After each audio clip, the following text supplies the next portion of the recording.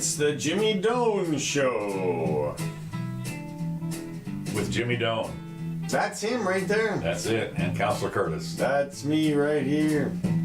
Now, we are having a little bit of a problem, I'm just going to tell you right now, with my video feed. So, you guys may be seeing a lot of Jimmy this show. We've got his camera's working. Yeah, my camera, I don't know what's the problem, but I'll be downloading a new copy of this freeware. Yeah, right. Yeah, that's what you get what you pay for. Yeah, exactly. Right after the show. So, we do this twice a week these days, Wednesdays and Sundays at 4 o'clock Eastern Time. Please consult your time-changing guide. Although I think we are getting off the... we have another bill introduced in Florida. Yes, I saw that. To get us off the daylight savings time, thank God. Farmer time. So anyway, Eastern Time, whatever that is for you, it's 4 o'clock for us. Also, you can find us at George Elmore's Facebook channel. We've invaded that guy's channel. Okay. And also, you can find us on Twitter, Jimmy Doan, and iTunes. Come find us anytime, and I'll post a time-stamped copy with all the different subjects time-stamped up on YouTube right after this as well. Today is the 27th of March, 2019. And this is a Wednesday. And it is. Okay. I thought of just a couple notes before I get started. One thing I noticed, I downloaded the Microsoft Office now. Okay. You can download it for $60 a month or something. Or a year. Excuse me, a year. And for the personal copy, whatever it is. And I noticed in the installation is 9.1 gigabytes. First Microsoft Office was fit on an 800K floppy.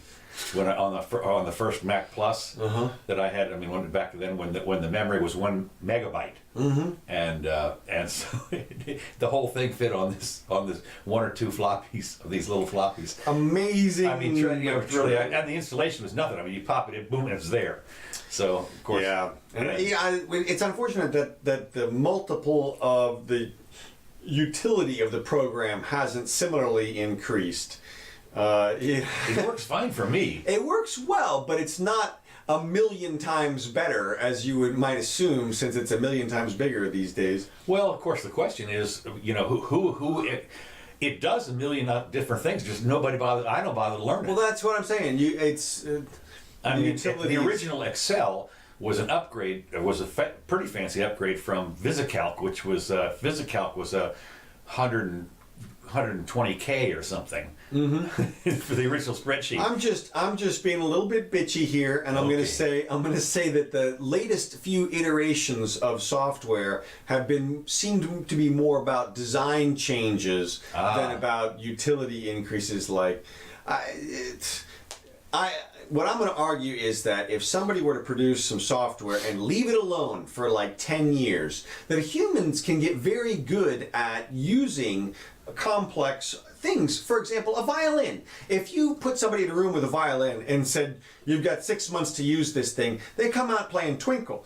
But if you give them a software program, you give them 6 months and then you give them a new one and you say, hey, don't use that anymore, use this. Right. It messes up their flow. And I think that there's something to be said for something static to be established in the computer world, sort of a hub of programs we're not going to touch for 10 years. You just tell people there's never going to be an upgrade for the rest of your life. You learn how to use this one. Because, like, for example, just to diverge a second time. Okay. No, go for it. I do movie editing, and I've learned no fewer than 5 different movie editing software programs. Okay. And it's getting to be a pain, because now when I go to access a certain formatting change, order or something, I'm like, is it in this menu or is it over here? I've got overlapping memories of the same utility, and it would be nice to be able to go to a singular platform online, access a program that's not going to change. It's good. It's maybe not as good as what they're going to have in 10 years, but maybe my utility, my ability to use it's going to be so much better, it'll make that much of a difference.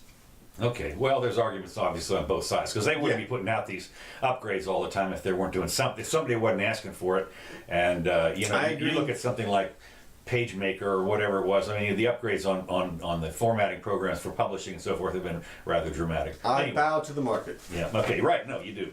But I did think it was funny that the two things that happened. First of all, 9.1 gigabytes for the well, this is how much space is going to take up on your disk.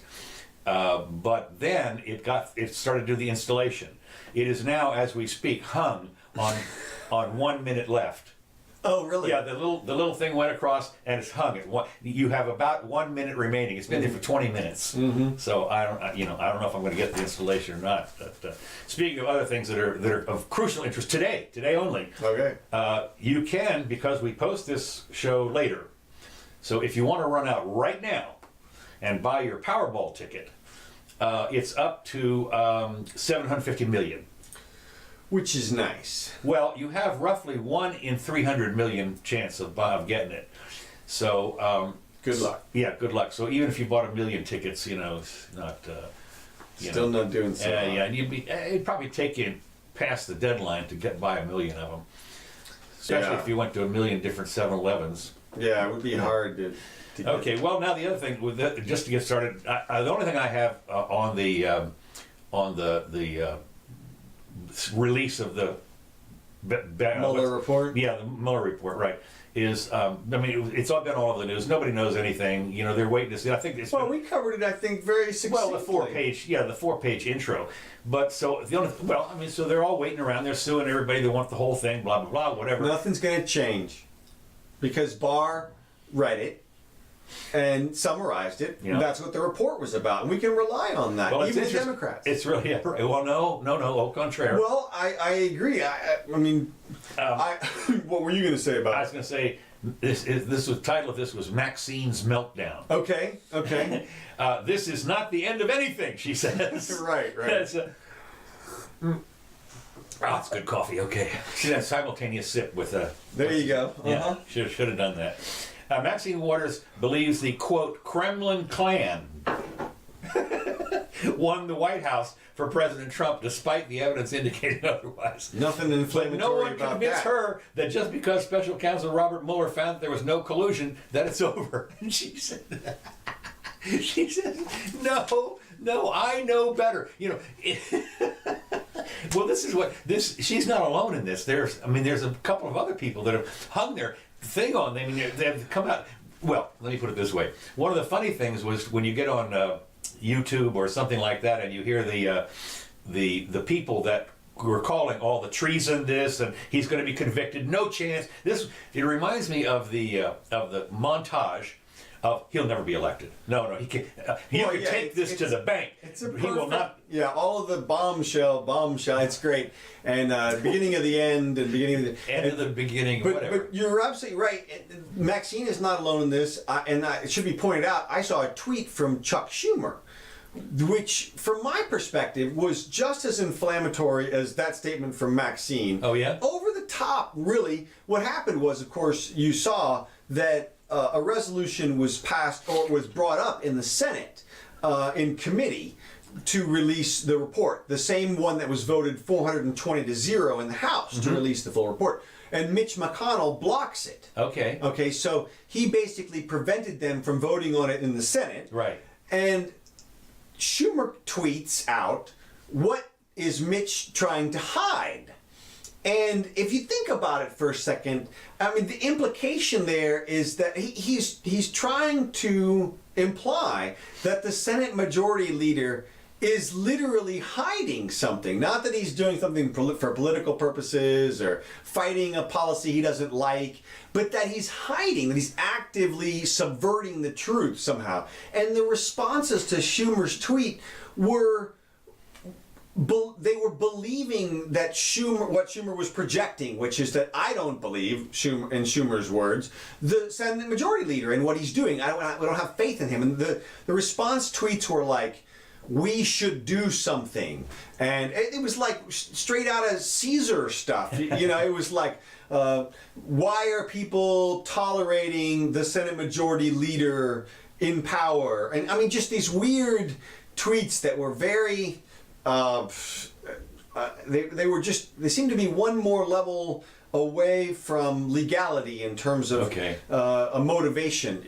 Would not surprise me. And these people are hyper partisans these days. Well, as we talked about that's what I'm saying. It was amazing. It was like gaslighting people. Right. It was like, really? You're going to say that? Yeah. I mean, but that's where it's headed. That's where it's headed in 15 years, because as I've talked about so many times before, on West Wing, they were more or less, they were partisan, but they weren't this hyper partisan stuff. It actually made sense when you talked about the Republicans and the Democrats. But now, and this is in 15 years. Since they wrote the damn West Wing to today, it is degenerated into this hyper, over the top, heavy breathing partisanship. It's amazing. Like, I'll give you another example. Kamala Harris came out. Yes. And said, well, and this is in relationship to the other situation that's happening right now. That is the Smollett conviction and unconviction. Well, it's interesting. We're going to talk about it in a minute. Yeah, but Kamala Harris. In relation to that, Kamala Harris came out and said that she doesn't understand what was happening behind the scenes there, but she clearly does.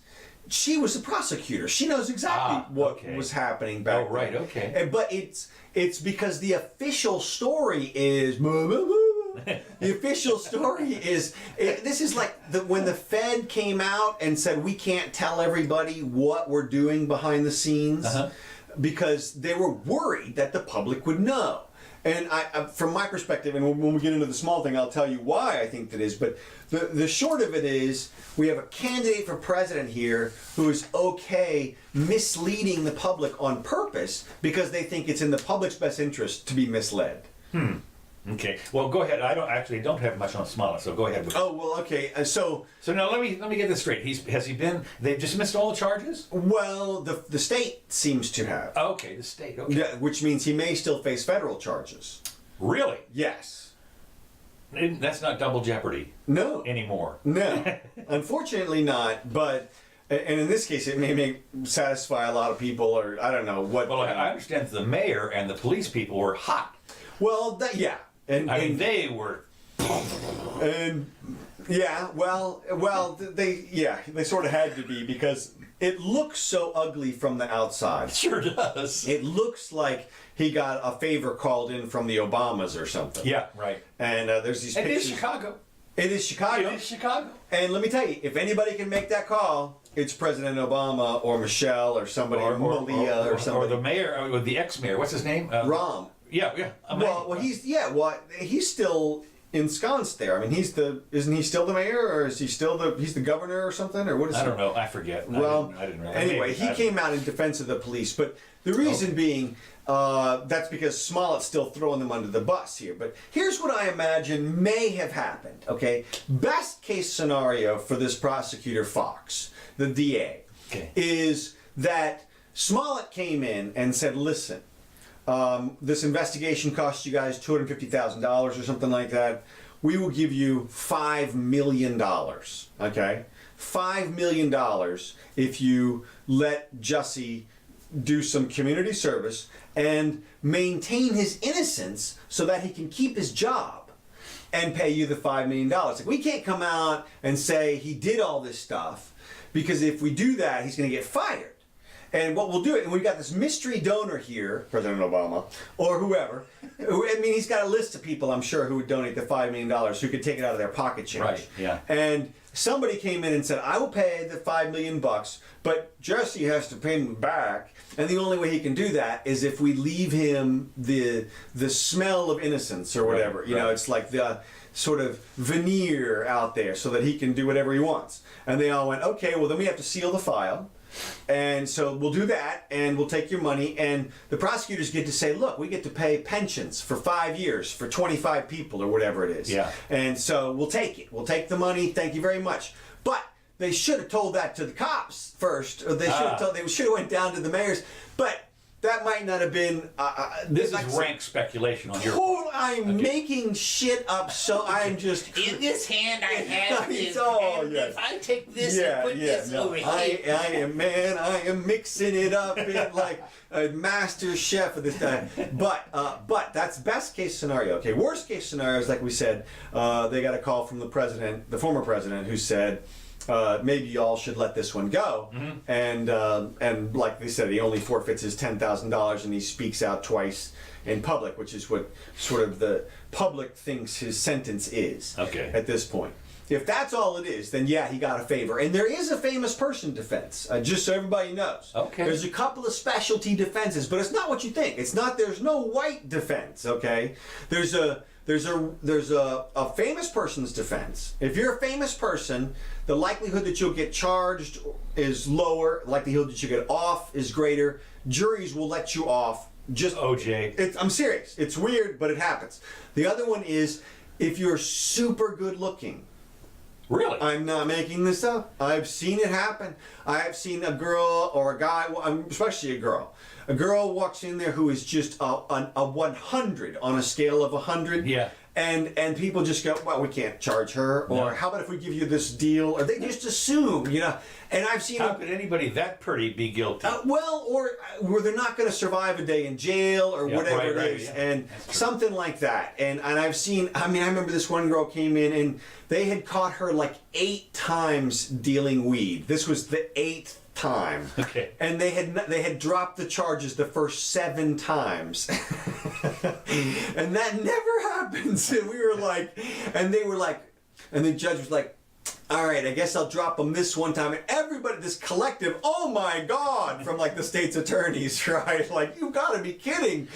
And it was just obvious. She was so incredibly attractive. And I swear that happens. And so they paid and they get the money, and that's the privilege. It's a class thing. It's not really white black racist thing. It's if you got the money, you go in there, you donate to the secret policeman's other ball, and that's in the record. Everybody knows it. Everybody's cool with that. You go your merry way, and the likelihood of him doing it again is small. Right. Oh yeah. Smollett. That's his name. Yeah. So we'll see. But I know definitely today a lot of people are angry on that. But this is what this would explain why Kamala Harris is saying I don't know what happened, because what she's saying is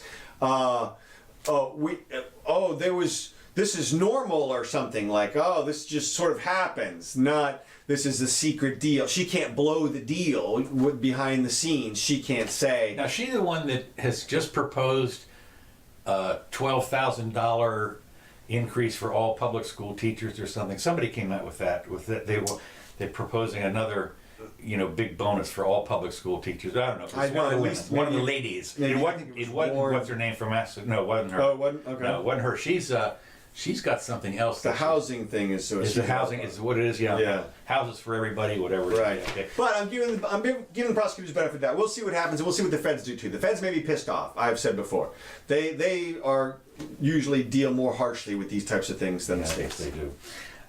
So anyway, that's. But I don't want to see the kid do 48 years either. No, not for no. You really don't. As you say, where was the harm? Actually? Well, okay, and I'll tell you where there was lots of harm. Oh, there was. Yes, there was lots of harm. Who got beat up? Well, nobody got beat up that we know of. Okay. Okay. But this did create enough confusion in the current very racy situation right now that we have going on, that it's very inflamed. There's a lot of racial tension on both sides. There's a lot of this sort of, like I said, there's tension and potential for violence, and this did not help in any way. This created a lot of confusion and a lot of one side attacking the other side. Whenever you've got this kind of misdirection and chaos, it introduces chaos into the system, and it's bad. Like there's not already chaos. Well, exactly. But I mean, this is just an ugly turn in the whole episode, it'll prevent people who are legitimate victims from coming forward. It'll encourage all kinds of bad things on both sides. And they were specific victims. Once again, all the people people who were at the studio where he sent the white powder to. Oh, right. Yeah, Legitimately that's could have right. been terrified. Right. And Oh, yeah. legitimately Oh, yeah. have a case against him for intentional That's infliction true. of emotional distress. That's- that and, makes and sense. they should all sue him individually Right. and recover some cash for that. Yeah. And, especially if they did anything like went to see a psychologist or anything. So it's not out of the question to assume that one or more of them changed their meds after that situation. So he should pay for that. Clean their shorts. That's right. But in the grand scheme of things, like you said, nobody got clubbed, nobody got raped, nobody got stabbed, nobody's dead. That we know of. And so everybody can go back as long as the bills were all paid. The biggest thing was all the money they spent on the investigation. Right. They spent $100,000. I heard they spent $250,000 on the investigation. Wouldn't surprise me because of the Right. man hours they would have devoted to that. Right, for sure. So and if you think about that, I mean, they were other crimes, legitimate crimes they could have been investigating at that time. Chicago. I know. Well, yeah. Come on. Chicago. Come on. Come on. But that's the thing. But so all in all, we'll see. Hopefully, I'm guessing, and I'm giving the benefit of the doubt to prosecutors that he paid a lot. Okay. Well, that's exciting. Oh, and just one final thing on jurisprudence, real quick. Did you see what Joe Biden said? No. Joe Biden comes out this week and says that we are currently under a white man's system because we live under the English jurisprudential common law system. Okay, and? Which in his today's parlance, in his speech today, he said was the root of the, quote, rule of thumb, which governed the thickness of the switch that a man was allowed to beat his wife with, because under that system, women own men, and that has to change. Owned man. Right. In other words, the implication is that we still live under the system under which women own men and can beat their women, and that's a horrible system. You mean men own women? Excuse me, men own women. Yeah. Sorry. Yes. Women are owned. Rewind. Okay, you all know what I'm talking about.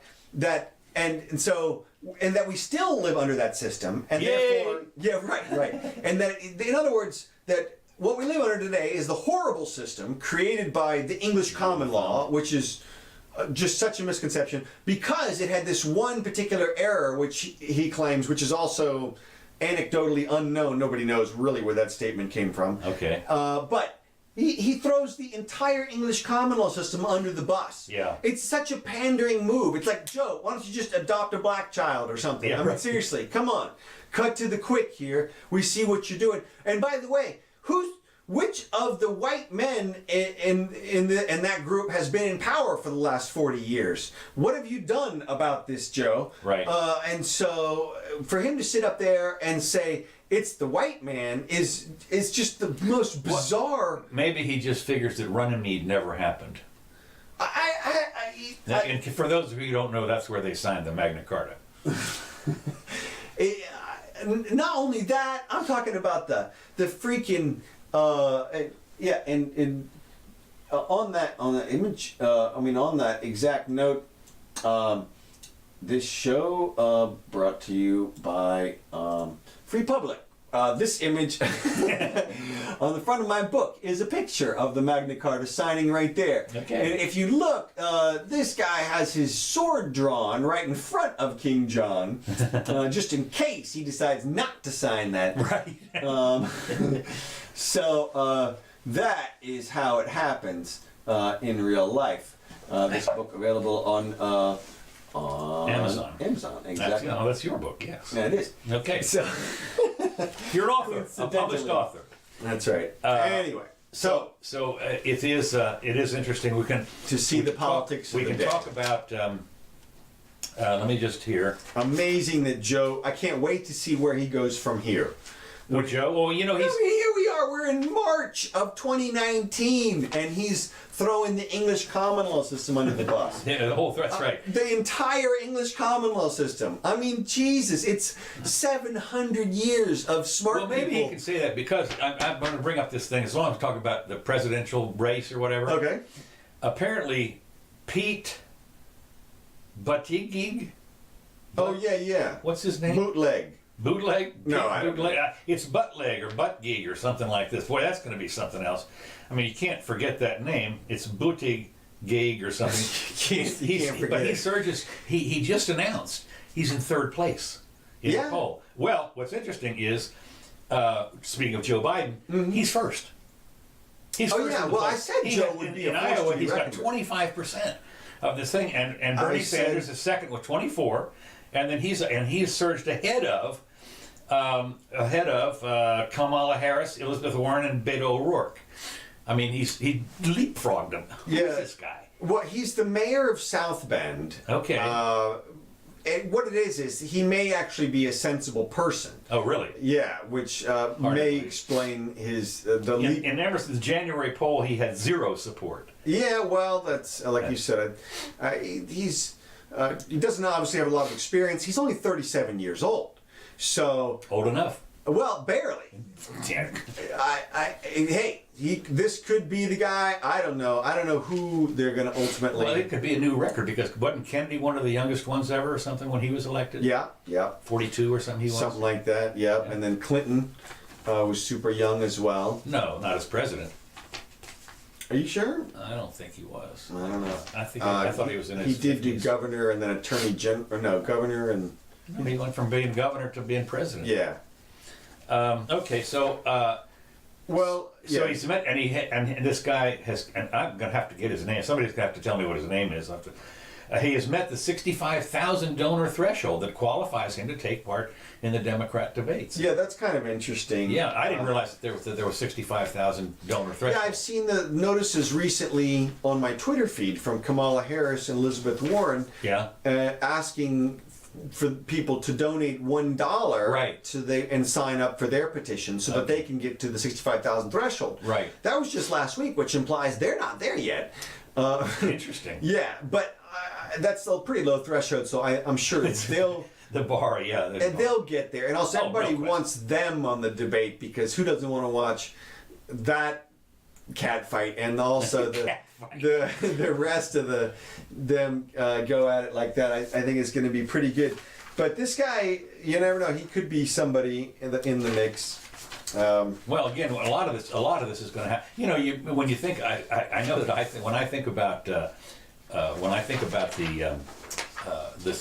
candidates. Mm-hmm. Remember Howard Dean and the Scream, which immediately, I mean, he tanked totally, front runner to zero. That's how I expect them to drop off like flies. Oh yeah, is that right? Swatted down every once in a while.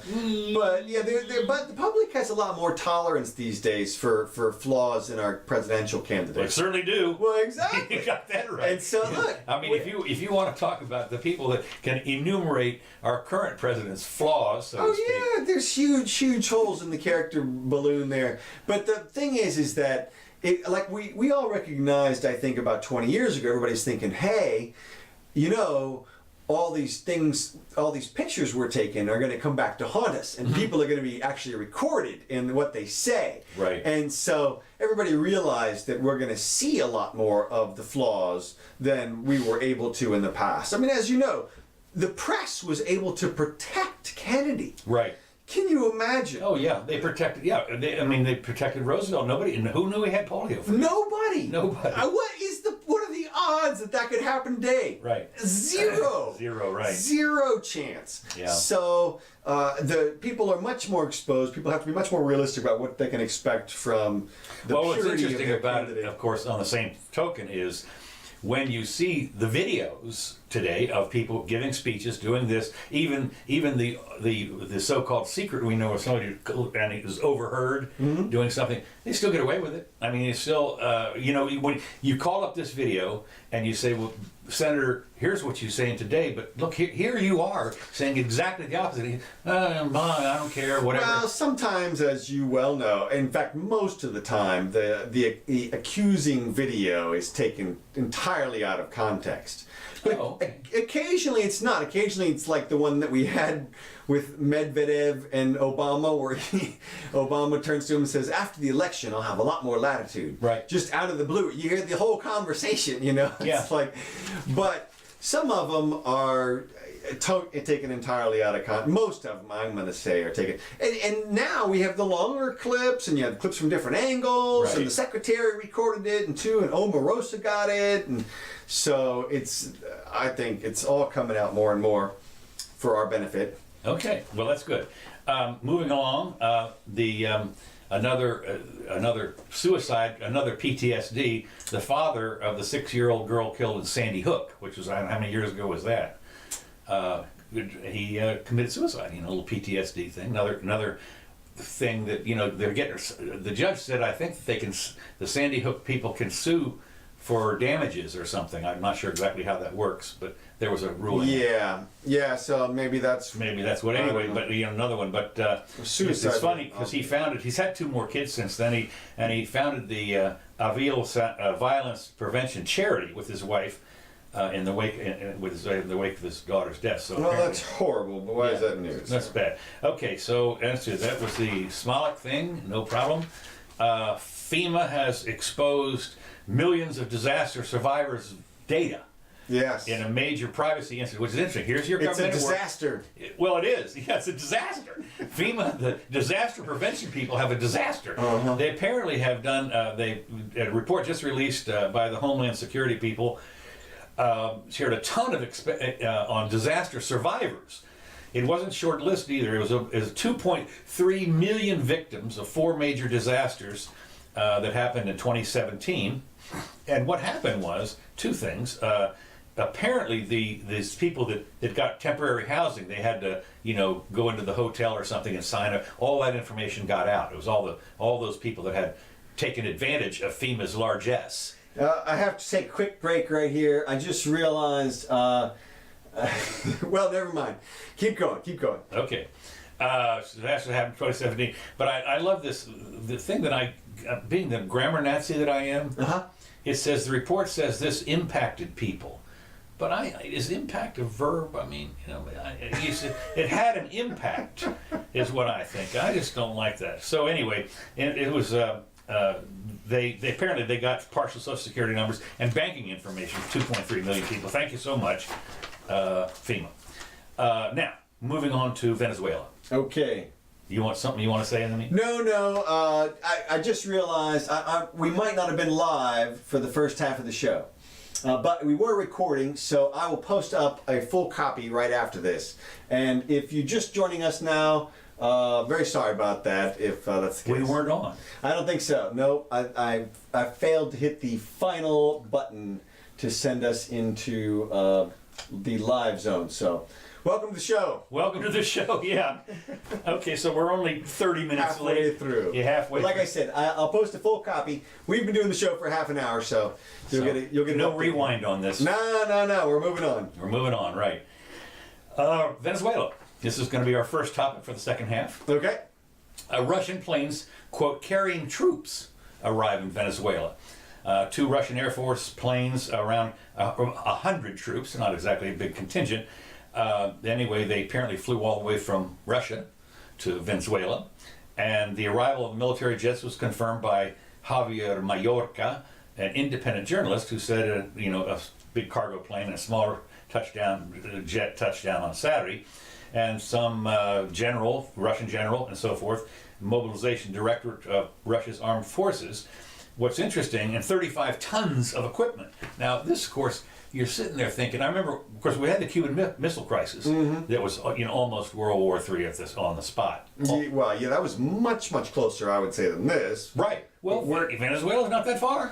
Well, yeah, no. What I mean seriously. by is this is 100 troops. Yeah. And 35 tons worth of equipment. Right. That's not like a division or anything. No. That's like a platoon. Yet. And okay, but I'm just saying that's enough people to do like one base or something. I mean, what can you do with 100 people? Well, the one thing you can do is you are a line of people that can't be killed by an invading force. Well, exactly. That is what you can say is I got 100 people there. Yeah, that's right. And don't be killing my people. Yeah, you're killing my people. It is interesting because it's almost as if they anticipate the U.S. participating in something. Well, you intimated before that Rubio was on the border with the tank, ready to roll in there and liberate the place on behalf of Guido or whatever, Guaido. Maybe you were right. I don't know. I don't know why these guys would show up otherwise. Well, that's right. That's one thing. But the other thing is that it would not be beyond the pale. I guess they could hold. Go ahead. To have Brazilian troops or Colombian troops backed by U.S., backed by, go get them guys. Right. And, and maybe some of our advisors down there, whatever. Right. And all that kind of stuff. That wouldn't surprise me. Well, I totally expected that. I mean, that's I'll tell you, I don't think you monkey with the Russians, I'm going to say. Well, I have to agree. And also, the other thing the Russians could do is they could hold the line against any insurgency within the Venezuelan army. They could establish a new sort of order to the situation and say, look, everybody's going to stay in line here, or there's going to be a little... Or there's going to be a dust-up, that's for sure. Well, what's interesting, the Venezuelan military deploys S-300 missiles following the Russian troop arrival. I don't know what these S-300 missiles are, but following a major weekend development of Moscow unambiguously asserting its red line concerning potential U.S. military intervention in Venezuela, for which Russia sent military transport plane, says filled with Russian troops, 100 of them, right. New satellite images reveal a major deployment of S-300 air defense missile systems at a key air base south of Caracas. So these are, I'm not sure what, but apparently if anybody wants to fly a plane in there that's not Venezuelan, they are prepared to shoot it down.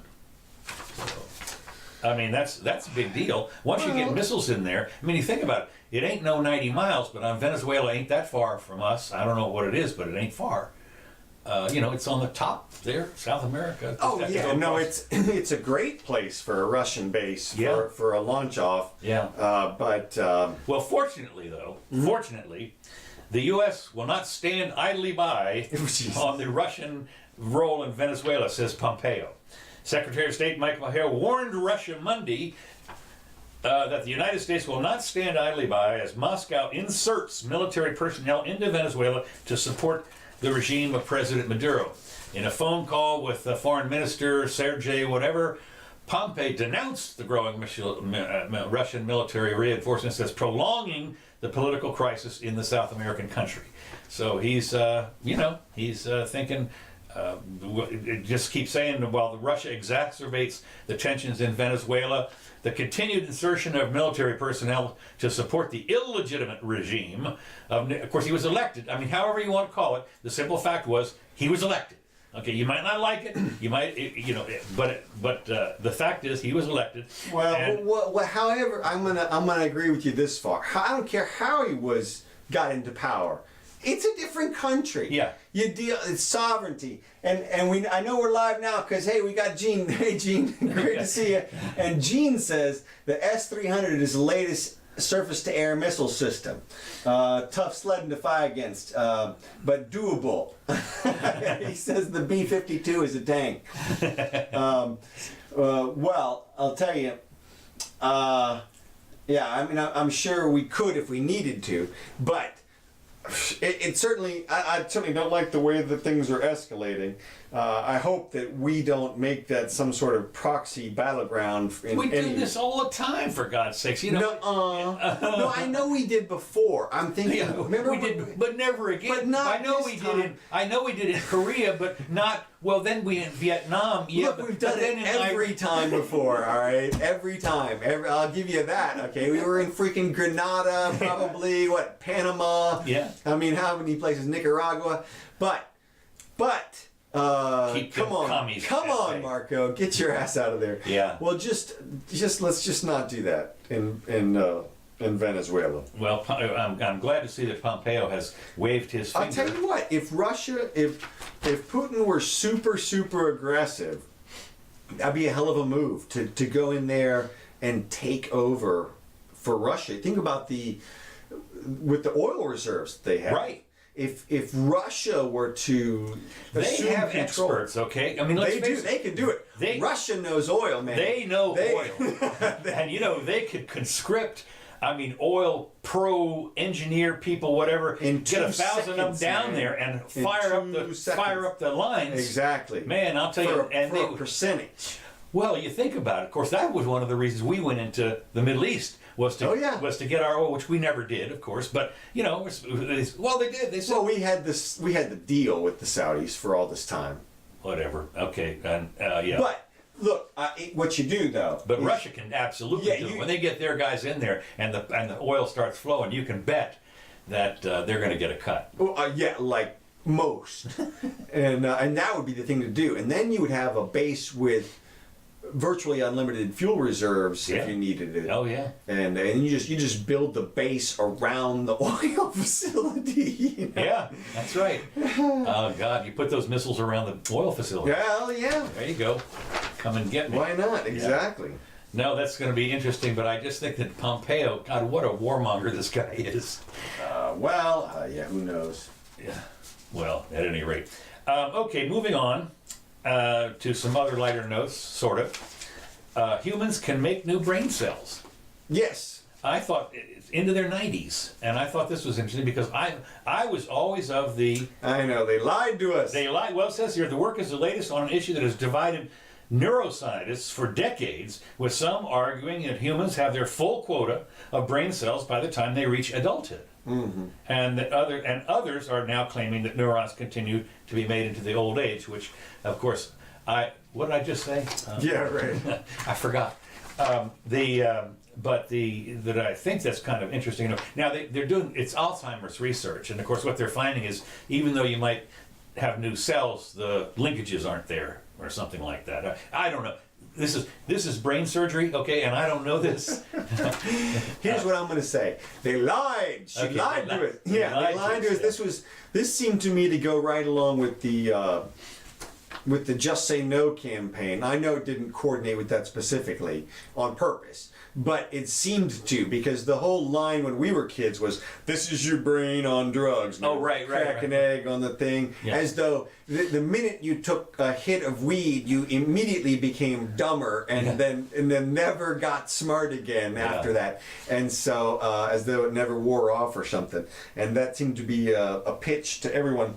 Doesn't surprise me. I've heard recently under a podcast, I think on the Joe Rogan podcast, which I recommend to all of our listeners. Joe Rogan does a nice 3-hour podcast where he interviews people all the time, and a lot of them are physiologists and other health-related professionals, some of whom are brain psychologists, and talk about that. One of them was an Alzheimer researcher, talked about the benefits. I ought to get what's her name on from Big Bang Theory. Isn't she a neuroscientist? I don't know. Penny, you mean? No, not Penny. The other one, the Sheldon's girlfriend. Okay. She's a PhD She in. plays one on TV. No. She is an actual PhD. Okay. Yeah, and I think it's in neuroscience. Well, there you go. Okay. Okay, I forgot. So in continuing fresh neurons into old age, which is good news for me.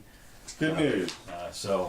Also, they've been doing a lot with stem cells recently. Yeah. Regenicaine, they take the stem cells, whip them up into a little plasma, inject them into your arm or your shoulder or your knee, and you can regrow tissue that just 10, 15, 20 years ago, they were like, you could not, we can... I'd like them to do that to my lungs, because, I have to take pills every day to keep the that's what happens I got all these bruises from the pills. Oh, yeah. Literally, these lesions are simply, just because my immune system is shot.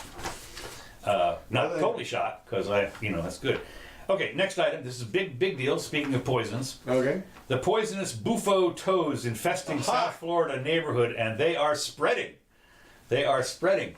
One of the things that is fascinating to me, there we are. Okay. There's a frog. Oh. That's a frog. I'm sorry. Sorry, hold on. That's not right. Hold on. And we have a toad comparison here. Okay. This is the cane toad, and it tells you all about toads here. You can sort of freeze this, but and that's one of them right there. But go ahead. You were saying? Well, it's interesting. A couple things are interesting. Speaking of, I saw where you saw the Frenchman. I remember when we went to Europe. Mm-hmm. Your brother used to call they weren't euros then, they were francs, and he called them froggy bucks. Mm-hmm. Let's go get some froggy bucks. Look at the size of that thing, huh? Yep. So anyway, experts, of course, again, say the amphibians are bufo toads, also known as cane toads. Residents in the infested Palm Beach Gardens neighborhood worry toxins secreted by the toads will harm their pets and children. I don't know about the children, but the pets apparently are at risk if the dog bites one or something like that. Yeah, you don't want the dogs to chew them up. So anyway, it's the news stations broadcasting small toads clogging pool filters, hopping en masse across driveways and sidewalks, and lurking in landscape lawns, which is one of the things that is funny about this, that Dave Barry, the humorist, column humorist, I'm sure, I haven't read his blog recently, but I'm guessing that he has a big old thing on these bufo toads, because he lives down there. And he says, when he moved down there, he didn't realize that roaches got as big as a New York Giants quarterback, or lineman or something. When he moved from Pennsylvania or whatever, he said the flora, the fauna in South Florida was something to behold. And speaking of which, we had a fox run across this here. Oh yeah. In my yard here in Gainesville. Anyway, so Mark Halliday of Pest Removal. Now I love this. Mark Halliday has a pest removal service. What do you think it's called? Toad Busters. There you go. Toad Busters. That recent rains coupled with warm temperatures sent the amphibians into a ranting breeding cycle, and so they've really gone nuts. We had a super warm February. Yeah. Yeah, well, so maybe that's global warming, whatever. And so anyway, but it's interesting. Apparently they've been clogging pool filters and everything. And I know that when it used to be in the old days here in Florida, when we had certain seasons, like as you would drive down Route 1 before the I-75 came in, or the Ronald Reagan tollway or whatever, when you'd go down to South Florida, there was a time when there would be crabs that would come out of the forest and go into the ocean, and they'd run across this road, and it was like driving on ice. I mean, there's so many of you, squishy, craggedy, and you could slide all over the place on these things. But that's interesting, anyway. So, but we've had some interest. So anyway, they got toads, and they're that big, and they're poisonous, and so I don't know what's going to do to our. They're not poisonous like they're going to bite you. No. But I think if you lick them. Yeah. Well. Yeah. When people do that. I mean, seriously, there are some people that lick. I don't know if it's this toad, but there's another toad that you can get. It's like a mushroom. Yeah. Okay, next. Because I'm an total Apple freak, have been my whole life, my whole computer life. Got my first Apple in like 1978 or 79. And have been, and then when the Mac came out, and never looked back. Never looked back. The iPhone, it says here, the iPhone is running out of juice, and because what's happened is they've brought it on themselves. The chief executive strategy.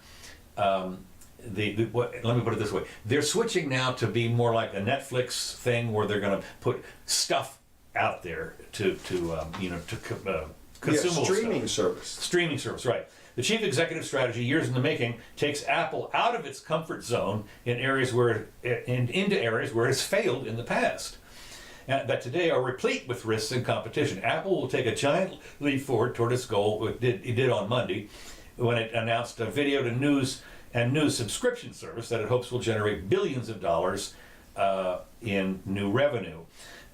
In some ways, Apple helped its own predicament in that it launched the app industry a decade ago. And of course, the app industry has gone bozo. But the goal was to make the iPhone more powerful. Well, it did. But what's happened is, over time, all of the apps and services, from Spotify to Netflix to China's WeChat, have often become more important to users than the devices. And what's happened is that people are holding on to their phones longer than they used to, because it does what they want to do. Not only a phone, but I've got my apps. And, so why should I go buy a new one? Yeah, I've got a little tiny phone back in the same shape and size as the old 5S. Yeah.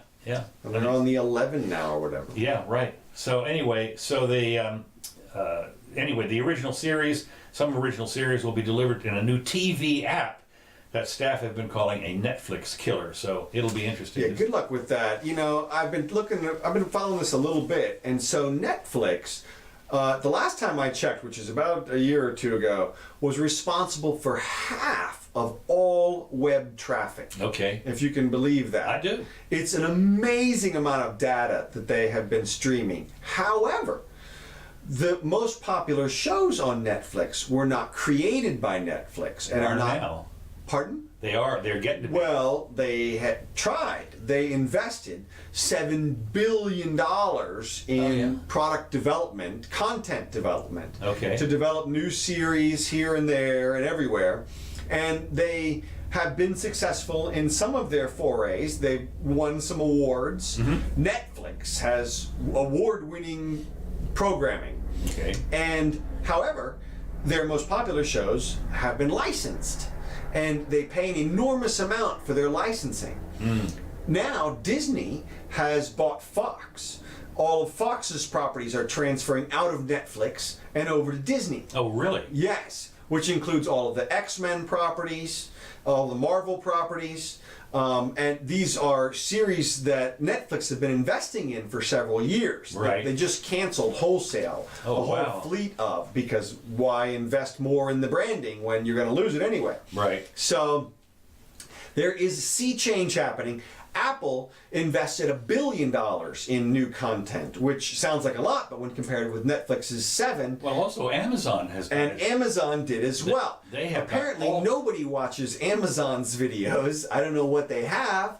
I haven't gone on there to see. I do. Okay. I watch this. The problem with Amazon, the major problem with Amazon, is skipping through. It's a nightmare on my Roku or whatever when you're on Amazon Prime, because I have Amazon Prime and the video comes with it. So I did that, but it's a little bit of a nightmare to control it. Whereas on Netflix, you watch your little window just move along and you can. Netflix has a great interface. Great interface. And they know it, and it's working. Yep. And so we'll see whether or not Apple can make a dent. We'll see whether or not Netflix manages their system carefully enough.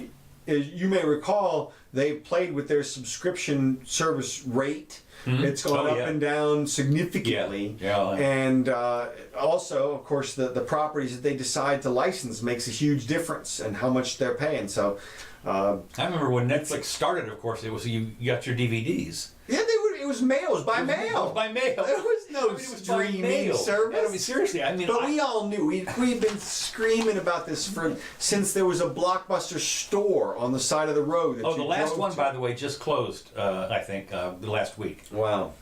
So they up at some northern someplace or another. There you go. Creative destruction. Okay. What's next? That's going to be okay. The next item I've got here is the Pentagon chief. The Congress is all upset because the military has decided, with the Army Corps of Engineers, has decided to take $1 billion and build 57 miles of wall, as per Trump's, start, whatever. Right. So, but they're all upset, and somehow the acting defense. Well, this is just somebody's job to come out and yell that their budget didn't get fulfilled. Right. Well, no. What happened is the Congress, the Senate and the House have said you can't do this. Right. We're the ones that have to allocate your $5.7 billion. Right. You can't just take it from the military. But didn't you say it was a military person who came out and said? Yeah. No. It was a military person that authorized it. Oh, okay. Well, The Army Acting Defense Secretary on Monday authorized the Army Corps of Engineers to plan to build an 18-foot high fencing and to construct and upgrade roads and install lighting near the border in Yuma, Arizona, and El Paso, Texas. Okay, so 57 miles, whatever it is. So who's complaining? The Congress is up. Both the House and court. The House. Well, that's right. So they're complaining. They're saying that the committee does not approve the proposed use of Defense Department funds to construct physical barriers, roads, or so forth. So it says Adam Smith, of course, the usual. He as far as he's concerned, Trump's not the president, and so forth. So You mean Peter Schiff or? No, Adam Schiff. He's the one from California. Okay. No, D. Washington. No, I didn't realize. No, he's different. He's a different one. No, it's the other guy that's from California. I forget. Yeah, Adam Schiff from this is Adam Smith. Okay. Forget it. Rewind again. Okay. Okay. Then the last thing I've got here is Rockland County to declare measles a state of emergency and ban unvaccinated minors from public spaces.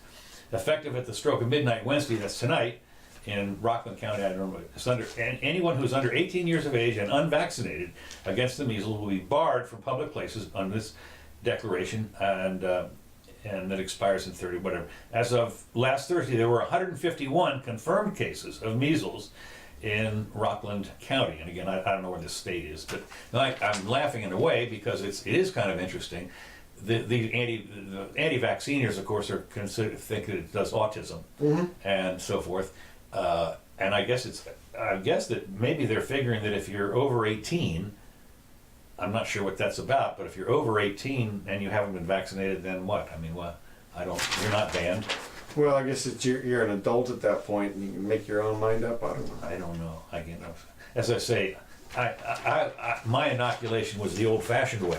I had measles. Bring them around. Bring them around. Yeah, no problem.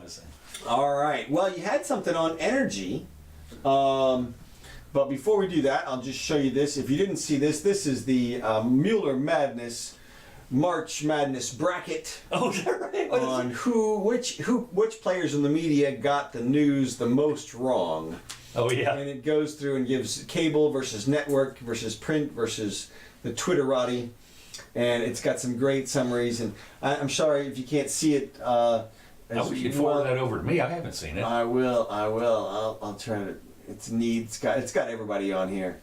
Morning Joe and Stephen Colbert and Joy Behar, and it tells a little bit about what they did. It's got their quote and everything, and so it allows you. I did see a couple of clips from Behar and from Morning Joe, and they were like so.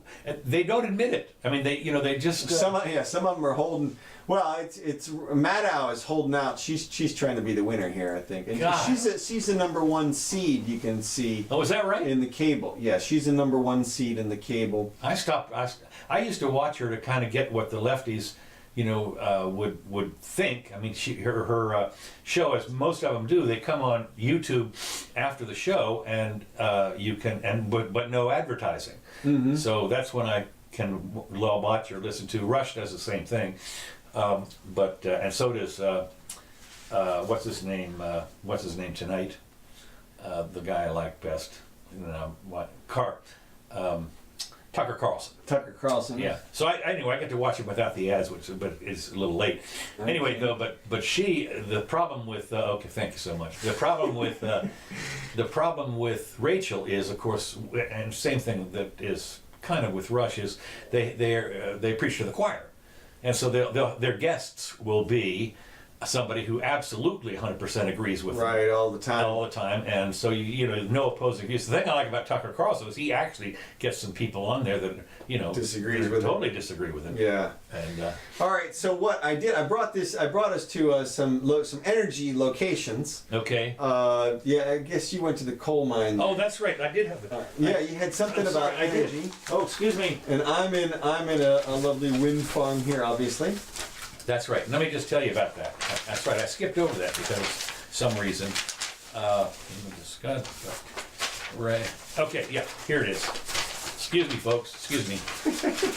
Got it now. This is coal is on the way out, quote unquote.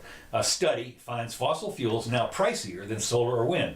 Around 75% of coal production is more expensive than renewables. With industry outcompeted on cost by 2025. I'm calling bullshit. I am calling bullshit on this study. I'm glad that you do. Huh? I'm glad that you do. I'm calling bullshit on this. I don't know who did the study. It says here, according to a new study, even without a major policy shift, we will continue to see coal retire pretty rapidly, said Mike O'Boyle, co-author of the report for Energy Innovation, a renewables analysis firm. Mm-hmm. Okay, our analysis shows we can move a lot faster to replace coal with wind and solar. The fact that so much coal could be retired right now shows we are off the pace. I'm calling bullshit. Did they say how much a kilowatt hour? No, cost? They just said that the wind and solar are now outprice or undercut coal prices. They use public financial filings and data from the Energy Information Agency to work out the cost of energy from coal plants compared with wind and solar options within a 35-mile radius What I'm not sure what that's all about. And they found that 211 gigawatts of current U.S. coal capacity, 74% of the coal fleet, is providing electricity that's more expensive than wind or solar. By 2025, the picture becomes even clearer, with nearly the entire U.S. coal system outcompeted by the cost of wind and solar, even when factoring in the construction of new wind turbines and solar panels. And I'm calling bullshit. Yeah, it doesn't sound like they factored in the construction in their prior analysis, or it doesn't sound like it's a projection if they're going out to 2025. So they're projecting a continued increase. Well, they said it already does, though. Well, they said for 68% of it, or 78% of it, they said. Well, here's a couple of things about this. Okay, first of all, I've assembled a slideshow. And it's going to start here in just a second. These are the last couple of slides. But there's two things to consider about We can this. run over because remember now, Gene at least... We started late. We started a half hour late, so if we, at least the people that are still here could get a little bonus from me. That's right. And okay, what we have, there's another reality to consider, and that is kilowatt hours per acre that's available. Okay. Okay, it turns out the amount of space that is required per kilowatt hour is governed by the type of fuel that you're talking about. Okay. And renewables have a particularly high square footage footprint. Right. They require, now this chart that you're looking at right now is a population density per square kilometers per energy consumption per person relationship. And okay, well, like I said, it's going to start over. This talks about how much square footage is required for solar, and it's enormous. And wind power is even more. For example, you would have to put solar all over the entire country of England to power the energy uses that they have. Really? Yes. I heard there was like if you covered Arizona, you could do all the electricity in the United States. That I sincerely doubt that. I think it's more like a 1-to-1 ratio. But you could do the calculations based on these charts are about to go up. Here's an efficiency chart. The difference in efficiency between 1954 and 2018 for solar panels. Now you can have a solar panel that's 66 inches wide by 30 inches, so 6 feet by 4 feet basically, and it provides 320 watts, which is enough for just a few light bulbs, and that's only during the day. Okay, here's cost per electricity. It does have solar below coal, but if you look at the amount of usage, okay, well, this is usage of the various things. I'm sorry, these are not quite in the best order. The important thing about this slideshow is that there's only one type of energy that gives you the amount of power per square footage that's required to power the modern world. Coal. Nuclear. Oh, nuclear. Okay. Yes. And when you go, now coal is a very dense, it still gives you a huge amount of energy. Right. Per square footage, basically, but it's nowhere near nuclear. Nuclear gives you 1,000 watts per square foot. Okay. And when you compare that to solar, it's like 10.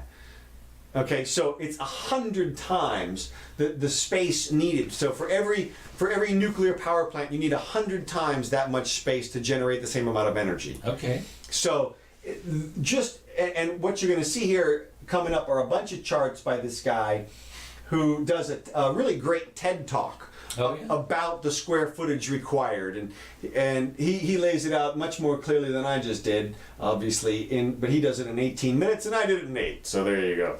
But I'll try to let his graph. Well, I would like to hear, the TED talk might be kind of interesting, because here's what I would like to hear is, like, as you said, and this has always been a problem, is when the sun don't shine, you got to have it stored some way, shape, or form. Now, and there's a lot of ways that they do it. Sequester some of the energy in the ground or something, some kind of new battery, whatever, blah blah blah.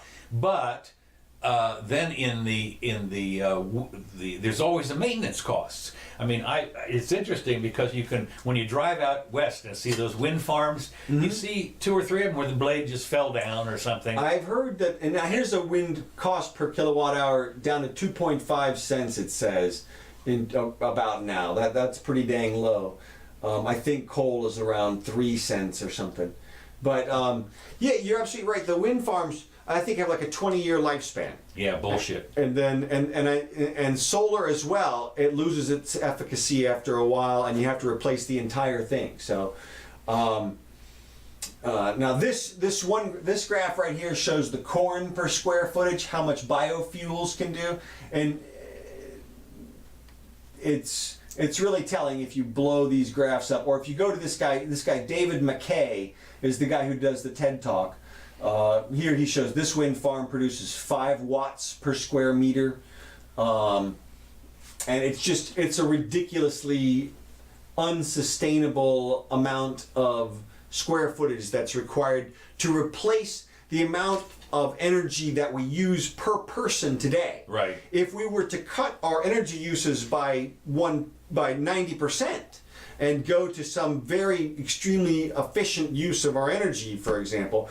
And he points out that, for example, a human pushing a bicycle with a cart is way, way, way more efficient than a car in terms of kilowatts used per meter traveled. Really? Oh, Yes. yeah, okay. Oh, yeah, okay, yeah, I understand that. And he talks about the various things. There's going to be a chart here in 1 second. He puts up electric cars and very high efficiency electric cars, but even so, we're not going to get anything near the power requirements that we need out of any other energy source except for nuclear. That's just the bottom line. Okay. From that perspective, from square footage, here's the chart. 1,000 watts per square meter is what nuclear gives you, and renewables. And we're not even getting onto fusion. Exactly. That could be a whole different order of category magnitude, probably. altogether. Well, yeah. The thing about thing that's fascinating is, to me, of course, is the energy, the amount of energy that people would like to use. It's insatiable. The fact that you say you're going to cut your energy usage, as far as I'm concerned, is bullshit. I was watching a video on the Industrial Revolution. Mm-hmm. And it started in England, and why it started and how it started was coal. And this, this guy talks about that. He says when it started there was as much coal underneath England as there's oil underneath Brazil right now. And of course, Venezuela. What this was talking, Saudi Arabia. Go ahead. Yeah. What this is talking about, of course, was what sparked a lot of this stuff is in the pump was invented because they had to get the water out of the coal mines. Oh, no kidding. Yeah, that was a big deal. That was a huge leap forward. Mm-hmm. When motors actually this was a thing on motors and the kind of motors that they had and so forth. But when they invented the steam engine, huh? I mean, steam engine, right? That's the steam engine, and what it was originally used for was to get the water out of the full coal mines so that Makes they could mine. sense. And and it turned out that the original pumps could only go down 60 or 70 feet, but the coal was down 500 feet or something like that in the original ones. So of course it was as you say, England was all underneath England. You do your foot, your heel in the ground, and you strike coal. And so that was what really started the Industrial Revolution. Yeah. Yeah. So this guy McKay goes into it in great detail, and so it's a very interesting little TED Talk as TED Talks go. Well, it is one of the things that you do find. It is interesting to see the various kinds of the volume, for instance, of energy that's in a lump of coal and in a gallon of oil. And then maybe in methane or in sometimes it's shocking how much it is. Well, not only that, one of the things that people don't realize is how inefficient some of the fuels are in comparison. You know, the biofuels is ludicrous in a lot of respects, I think, and they still require up to 10% in your gasoline, for God's sakes, which it does unbelievable amount of harm. But you know, this guy, one of the things he talks about is how wide would a field of biofield have to be if you planted the side of a road to power the cars that drive along the side of the road. Okay. And he calculated if you gave them 60 miles per gallon and you let them travel at 30 miles per hour or whatever it was, he came out that the field along the side of the road would have to be 8 kilometers wide in terms of biofuel to power the cars that go. That's how incredibly unconcentrated the biofuel is relative to... Well, when you think about it, the coal is biofuel, but it's been compressed over millions of years. Super concentrated. That's like the definition of what it is. Right, exactly. Super concentrated. When you burn wood, it burns, all the wood burns at like, what, 700 degrees, and then when that's gone and there's just coal left, it burns up to like 1300 or something. It really gets, there's so much, it's so much denser. And anyway, interesting side notes. Okay. So, all right, we are probably done, eh? Done, eh? So, this has been the Jimmy Doan Show. This is Kevin MacLeod. He has brought you the music for today. This is Happy Happy Game Show, and earlier you heard Whiskey on the Mississippi. We thank Kevin for helping us with this stuff. Sorry about the mix-up earlier, guys. My fault. You can get the first half of this show and when you post it. That's right. When we post it up there, because we didn't. I'll be posting. We didn't record it. Up soon. I did record. As we say, we taped it. That's it. Taped it. Take the heck out of it. So, thank you very much.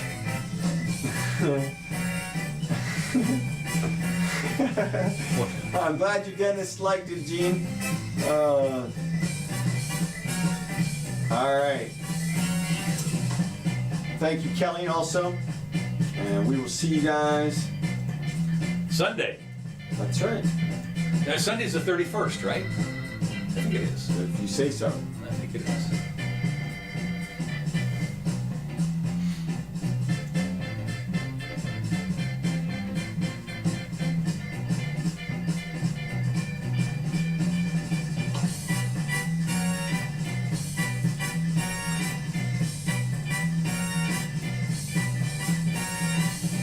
That's what you get for being a co